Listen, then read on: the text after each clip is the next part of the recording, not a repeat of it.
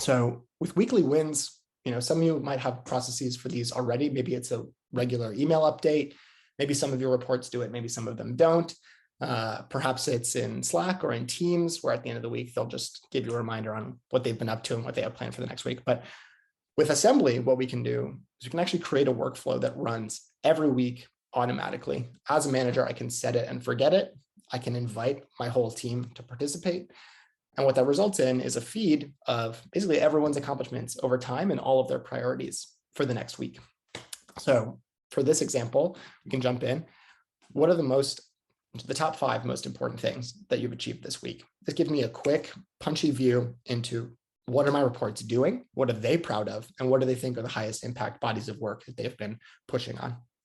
We also have, what are the 5 most important things you would like to achieve next week? So this perhaps is a way for me to see if they're actually accomplishing what it is that they've set out to accomplish, but also more than that, for me to insert myself and say, okay, these are the 5 most important things. These are the ways that I can aid you in pursuit of those goals.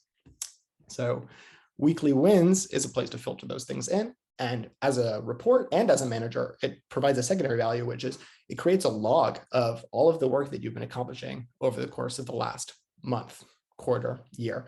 And when it comes time for review cycle, or when it comes time for your report to advocate for themselves, they now have a tracked out view of all of the work that they've been doing. And they don't have to go find it. It's just been being built organically over the course of you and your reports relationships. So that's part of the power of moving those weekly wins to a structured format and into flows. You may still be interested in customizing it further. If you direct your attention to the flow header and click the editor tab, you can actually go in and edit anything about this flow. We can change the schedule. By changing the start date, we can actually change it from running weekly on Friday to running weekly on Monday, or running weekly on Wednesday.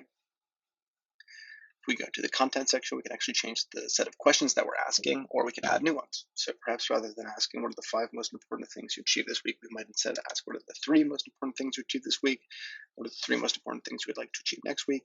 We can actually add another block so that we can ask our participants perhaps how confident they feel that they'll be able to achieve their goals for next week. So how confident and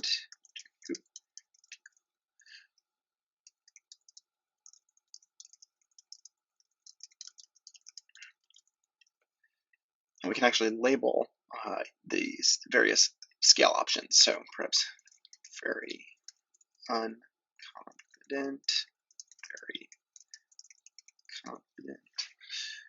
From there, we can go on to update our description so that it matches our expectations for what this flow should be used for. Then we can go on to save flow. And after saving the flow, we can go back to the feed and we can see what it looks like. So we now have our flow customized to fit our needs.